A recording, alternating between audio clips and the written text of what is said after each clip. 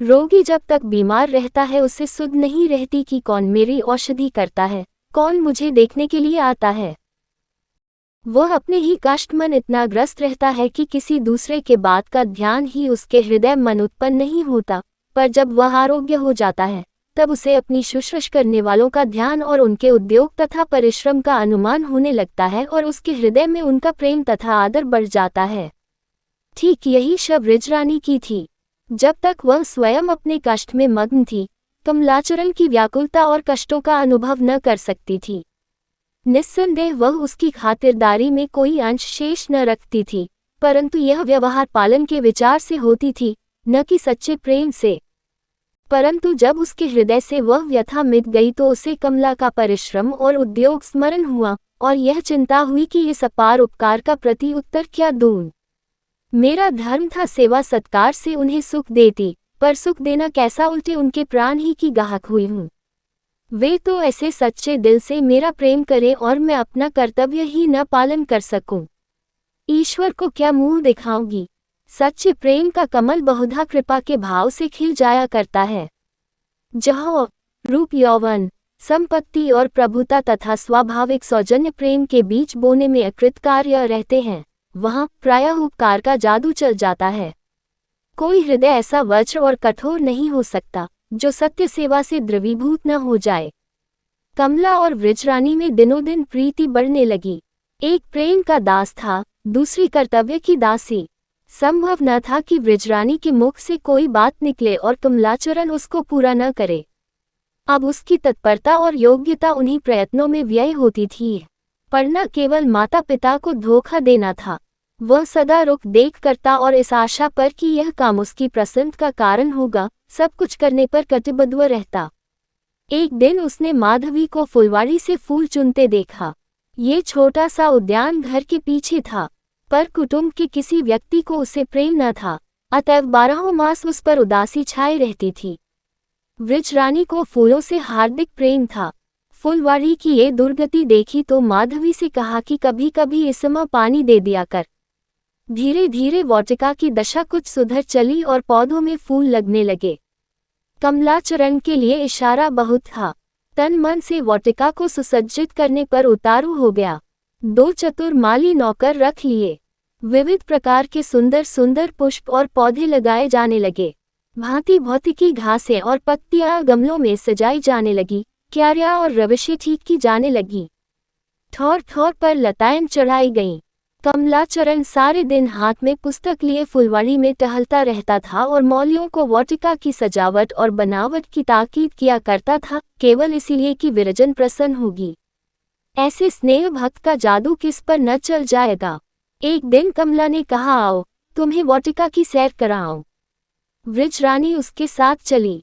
चौद निकल आया था। उसके उज्ज्वल प्रकाश में पुष्प और पत्ते परम शोभायमान थे। मंद मंद वायु चल रहा था। मोतियों और ब्याले की सुगंधी मस्तिष्क को सुरभित कर रही थी। ऐसे समय में विरजन एक रेशमी साड़ी और एक सुंदर स्लीप पहने रविशों में टहलती दिख पड़ी। उसके बदन का विकास फूलों को लज्जित करता था। जान पड़ता था कि फूलों की देवी है। कमलाचरण बोला, आज परिश्रम सफल हो गया। जैसे कुमकुमे में गुलाब भरा होता है, उसी प्रकार वृजरानी के नैनों में प्रेम रस भरा हुआ था। वह मुस्कुराई परंतु कुछ न बोली। कमला, मुझ जैसा भाग्यवान मनुष्य संसार में न होगा। विरजन क्या मुझसे भी अधिक। कैमला मतवाला हो रहा था। विरजन को प्यार से गले लगा दिया। कुछ दिनों तक प्रतिदिन का यही नियम रहा।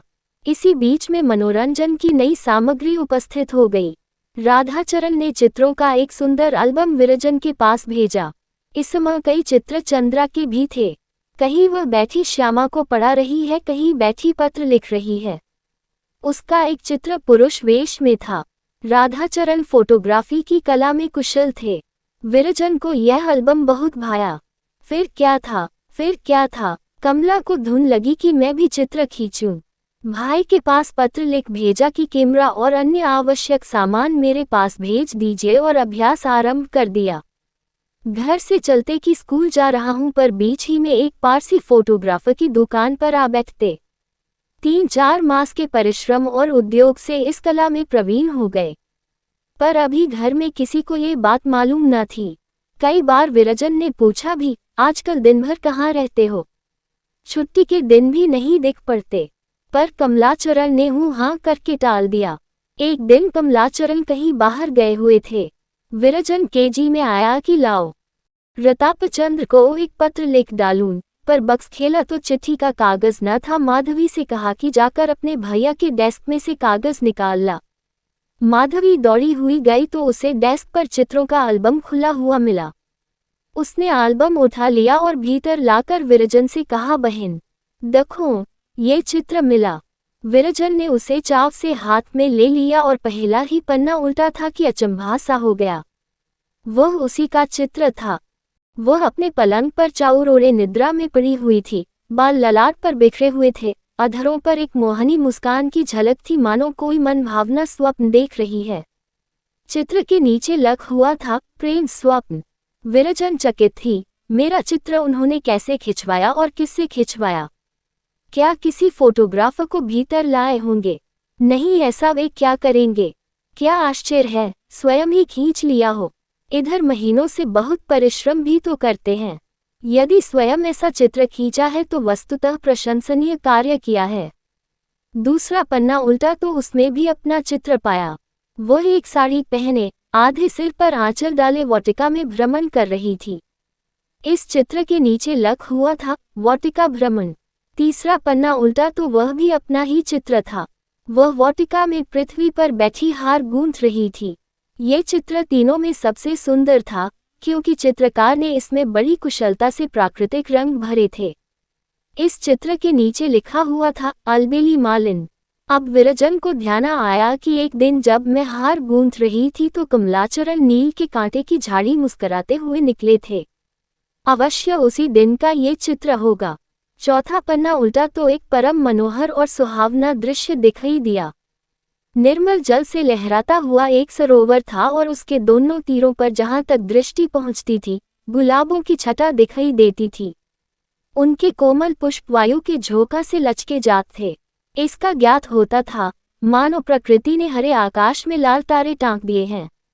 किसी अंग्रेजी चित्र का अनुकरण प्रतीत होता था। एल्बम के और पन्ने अभी कोरे थे। विरजन ने अपने चित्रों को फिर देखा और साभिमान आनंद से, जो प्रत्येक रमणी को अपनी सुंदरता पर होता है, एल्बम को छिपा कर रख दिया। संध्या को कमलाचरण ने आकर देखा तो एल्बम का पता नहीं। हाथों तो तोते उड़ गए। चित्र उसके कई मास के कठिन परिश्रम के फल थे और उसे आशा थी कि यही एल्बम उपहार देकर विरजन के हृदय में और भी घर कर लूंगा। बहुत व्याकुल हुआ। भीतर जाकर विरजन से पूछा तो उसने साफ इनकार किया। बेचारा घबराया हुआ अपने मित्रों के घर गया कि कोई उनसे उठा ले गया हो, पर वहां भी फप्तियों के अतिरिक्त और कुछ हाथ न लगा। निदान जब महाशय पूरे निराश हो गए तो शम को विरजन ने एल्बम का पता बतलाया। इसी प्रकार दिवस सानंद व्यतीत हो रहे थे। दोनों यही चाहते थे कि प्रेम क्षेत्र में मैं आगे निकल जाऊं, पर दोनों के प्रेम में अंतर था। कमलाचरण प्रेमोन्माद में अपने को भूल गया, पर इसके विरुद्ध वह विरजन का प्रेम कर्तव्य की नींव पर स्थित था। हाँ, यह आनंदमय कर्तव्य था। 3 वर्ष व्यतीत हो गए। वह उनके जीवन के 3 शुभ वर्ष थे। चौथे वर्ष का आरंभ आपत्तियों का आरंभ था। कितने ही प्राणियों को संसार की सुख सामग्रियां इस परिमाण से मिलती है कि उनके लिए दिन सदा होली और रात्रि सदा दिवाली रहती है, पर कितने ही ऐसे हतभाग्य जीव हैं जिनके आनंद के दिन एक बार बिजली की भांति चमककर सदा के लिए लुप्त हो जाते हैं। वृक्षरानी उन्हीं अभाग्य में थी। वसंत की ऋतु थी। सीरी सीरी वायु चल रही थी। सर्दी ऐसे कड़ाके की पड़ती थी कि कुओं का पानी जम जाता था। उस समय नगरों में प्लेग का प्रकोप हुआ। सहस्रों मनुष्य उसकी भेंट होने लगे। एक दिन बहुत कड़ा ज्वर आया। एक गिल्टी निकली और चल बसा। गिल्टी का निकलना मानो मृत्यु का संदेश था। क्या वैद्य, क्या डॉक्टर, किसी की कुछ न चलती थी। सैकड़ों घरों के दीपक बुझ गए। सहस्रों बालक अनाथ और सहस्रों विधवा हो गई। जिसको जिधर गली मिली भाग निकला। प्रत्येक मनुष्य को अपनी अपनी पड़ी हुई थी। कोई किसी का सहायक और हितैषी न था। माता पिता बच्चों को छोड़कर भागे। स्त्रियों ने पुरुषों से संबंध परित्याग किया। गलियों में, सड़कों पर, घरों में जिधर देखे मृतकों को ढेर लगे हुए थे। दुकानें बंद हो गई, द्वारों पर ताले बंद हो गया, चतुर्दिक धूल उड़ती थी। कठिनता से कोई जीवधारी चलता फिरता दिखाई देता था और यदि कोई कार्यवश घर से निकला पड़ता तो ऐसे शीघ्रता से पौव उठाता मानो मृत्यु का दूत उसका पीछा करता आ रहा है।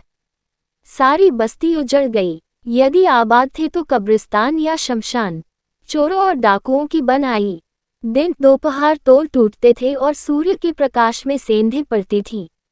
उस दारुल दुख का वर्णन नहीं हो सकता। बाबू श्यामचरण परम दृढ़चित मनुष्य थे। ग्रह के चारों ओर महल्ले के महल्ले शून्य हो गए थे, पर वे अभी तक अपने घर में निर्भय जमे हुए थे। लेकिन जब उनका साहस मर गया तो सारे घर में खलबली मच गई। गांव में जाने की तैयारियां होने लगी। मुंशी जी ने उस जिले के कुछ गांव मोल ले लिए थे और मझगांव नामी ग्राम में एक अच्छा सा घर भी बनवा रखा था। उनकी इच्छा थी कि पेंशन पाने पर यहीं रहूंगा, काशी छोड़कर आगरे में कौन मरने जाए। विरजन ने ये सुना तो बहुत प्रसन्न हुई। ग्राम्य जीवन के मनोहर दृश्य उसके नेत्रों में फिर रहे थे। हरे भरे वृक्ष और लहलहाते हुए खेत, हरिणों की क्रीड़ा और पक्षियों का कलरव, ये छटा देखने के लिए उसका चित्त लालायित हो रहा था। कमलाचरण शिकार खेलने के लिए अस्त्र शस्त्र ठीक करने लगे, पर अचानक मुंशी जी ने उसे बुलाकर कहा कि तुम प्रयाग जाने के लिए तैयार हो जाओ। प्रताप चंद्र वहां तुम्हारी सहायता करेगा। गाँवों में व्यर्थ समय बिताने से क्या लाभ। इतना सुनना था कि कमलाचरण की नानी मर गई। प्रयाग जाने से इनकार कर दिया। बहुत देर तक मुंशी जी उसे समझाते रहे, पर वह जाने के लिए राजी न हुआ। निदान उनके इन अंतिम शब्दों ने ये निपटारा कर दिया, तुम्हारे भाग्य में विद्या लिखी ही नहीं है। मेरा मूर्खता है कि उससे लड़ता हूँ। वृक्षरानी ने जब ये बात सुनी तो उसे बहुत दुख हुआ। वृक्षरानी यद्यपि समझती थी कि कमला का ध्यान पढ़ने में नहीं लगता, पर जब तब यह रुचि उसे बुरी न लगती थी, बल्कि कभी कभी उसका जी चाहता कि आज कमला का स्कूल न जाना अच्छा था। उनकी प्रेम में वाणी उसके कानों का बहुत प्यारी मालूम होती थी। जब उसे यह ज्ञात हुआ कि कमला ने प्रयाग जाना अस्वीकार किया है और लालाजी बहुत समझ रहे हैं, तो उसे और भी दुख हुआ, क्योंकि उसे कुछ दिनों अकेले रहना सह्य था। कमला पिता को आज्ञा लग्न करे, ये सह्य न था। माधवी को भेजा कि अपने भैया को बुला ला, पर कमला ने जगह से हिलने की शपथ खा ली थी।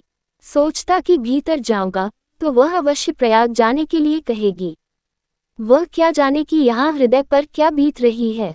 बातें तो ऐसी मीठी मीठी करती है, पर जब कभी प्रेम परीक्षा का समय आ जाता है तो कर्तव्य और नीति की ओट में मुख छिपाने लगती है।